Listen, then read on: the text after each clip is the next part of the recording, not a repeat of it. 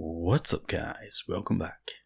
In this video we'll create another tartan pattern, and this time we'll use orange for our main colour and a much less complicated design. As we're going to be using orange here, we want to be careful that we don't make it too saturated. And that's because we don't want to pull attention away from the top of the model. You can see on the hair, the colour is very highly saturated. So by reducing that for the clothing, we ensure that the viewer's eye is going to be naturally resting on the face and hair. Notice we're also going to create quite a strong complementary contrast between the cloak and the rest of the clothing. Also, by reducing the complexity of the tartan for those areas, we both ensure the eye doesn't get too overloaded with detail, while creating a subtle contrast between the highly complex cloak and the much less complex skirt and tank top. To start off, we're going to take some of this Chimera orange and mix it into a bit of Chimera phthalo blue, and that's going to create this really dark tone. You can see we've already painted on a simple grid over the skirt, and what we're going to do here is just randomly pick a vertical column on the grid and paint it in, trying to keep a neat edge. We didn't really need the sketch of the grid for this, as a lot of it is just going to get covered over, so you can skip that step if you like.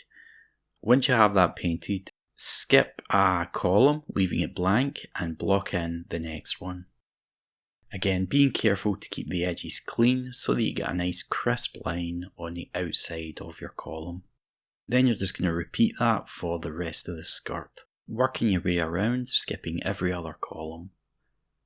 To continue, we'll mix up a fairly dark colour by taking some of this Chimera red oxide and adding a touch of black to it. And then we'll use that to paint the remaining blank columns. Being quite careful along the edges, as we want to keep those lines as straight and tidy as we can manage. And we'll just repeat that for the remaining columns. Again, don't worry about covering over this grid design, we'll be able to reintroduce the boxes later on. Take the darker of your two colours and use that to paint in equally spaced horizontal lines along the length of the lighter columns. And you want to do that for each of the lighter bands of colour.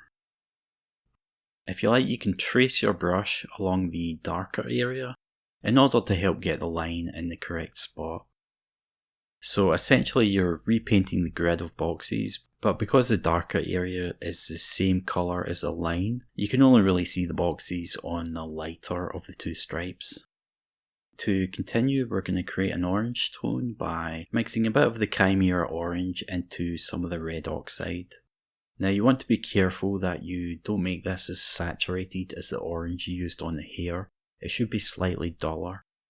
We'll paint this into the middle of the lighter stripes, leaving that dark outline around the outside. If your pattern is more than 3 squares deep, you'd simply paint every other box along the lighter of the two lines. So you'd paint a box, miss a box, paint a box, miss a box, and so on. And you're just going to continue that until you've done each of those columns, which should look something like this. Next, we're going to take some of that orange tone and add a bit more red oxide to it so it's not quite so orange. Once we have that, we'll begin to paint in small diagonal lines over those dirty brown boxes.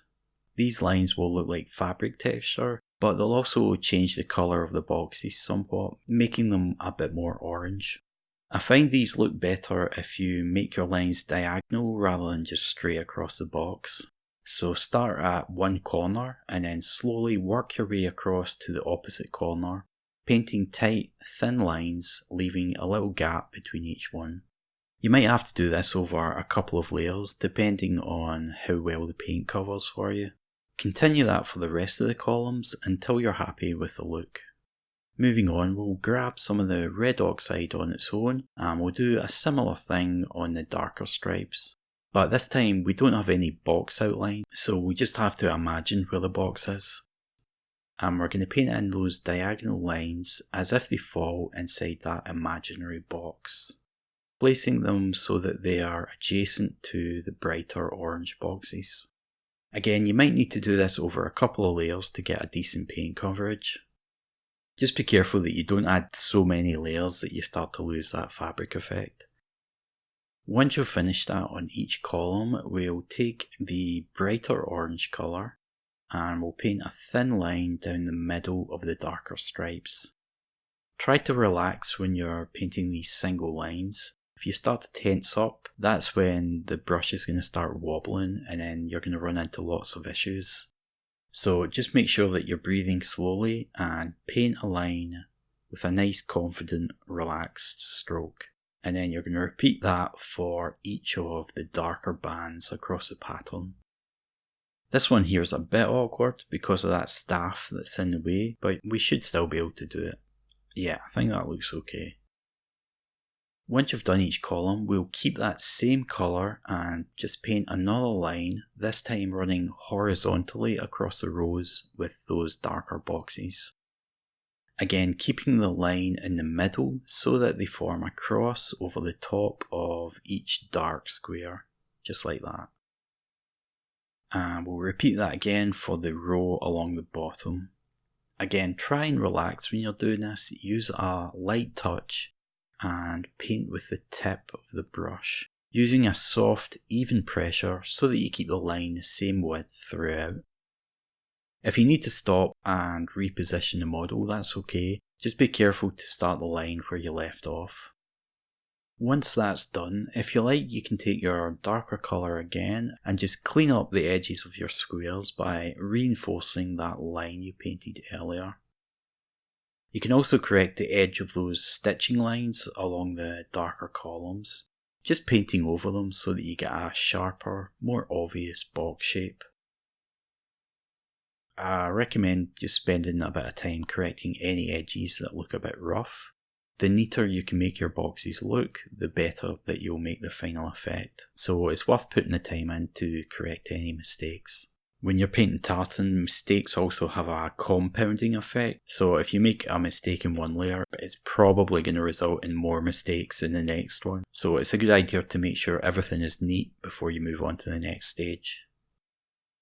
Next, we'll make a light grey tone by mixing a bit of white into some Secret Weapon Old Mud. And then we'll add a touch of scale colour Caspian Blue and a tiny bit of black. We'll use that to paint lines down the centre of the brighter orange boxes. Again, trying to use a light touch so that we keep the line consistently thin and straight. This one falls right in the bottom of where two pieces of fabric line up, which is a bit of a ball ache, but we'll just do the best we can and then tidy it up with our other colour later if we need to.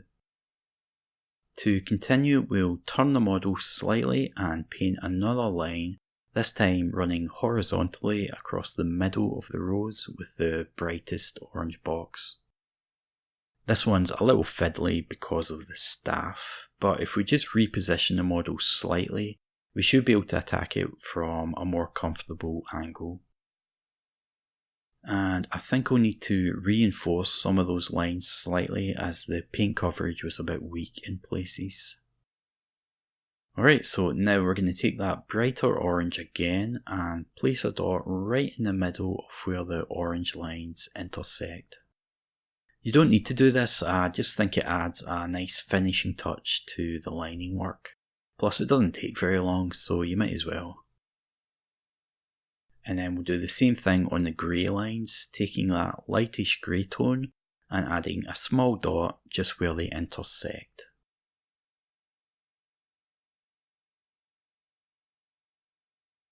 If you want to add some subtle shading, you can take some black and thin it down to a glaze consistency with some water. Then with hardly any of the glaze on the brush, just sweep the bristles down over the surface of the fabric towards where you want to create a shadow. So here at the side of the hip where the fabric is curving down towards the cloak, and on the other side as well. And maybe along the underside of some of the creases too. And you just repeat that over a number of layers, letting each one dry before applying a new one, until you get the level of shading that you're looking for. Alright, and then here we can see the finished design. I think it's pretty good. It complements the other tartan quite well. One thing we can do is make a clearer separation between where the dress ends and the cloak begins. So to do that, we'll make a dark brown by mixing some black into our red oxide. And we'll carefully paint a line along the edge where those two elements connect. That just helps to create a frame or a border between those two parts of the model, making it more readable for the viewer. And we'll repeat that for the rest of the areas. For example, here where the leg meets the cloak. If you feel like the line goes on a bit too thick, you can use a second brush to tease out the edge of the line, making it either thinner or creating a subtle fade into the line by feathering out the edge slightly. And you just want to work your way around the areas of fabric that connect to other elements on the model. For example, here at the more exposed leg, we'll again add a dark line to separate those two areas. You can see I've already added one here along the side of the body as well. So this is worth doing as it just gives the various parts of the model more definition and makes it easier to look at. Alright guys, so that is how I did this orange tartan pattern. I hope you find it useful. I did the one on the tank top in the same way, and you can probably tell that I painted that one off cam as it came out slightly neater than the skirt. This design is quite a bit easier than the one in the previous video, so if you're not very confident with your lining work, I would give this one a try and see how you get on with it. Alright, so thanks to everyone for your support. I hope you're all doing well and enjoying the last days of summer. Actually, we might already be into autumn by the time I finish this video, but either way, I hope you're enjoying yourselves. Alright, so I think that's all for me. Thanks again. Bye for now.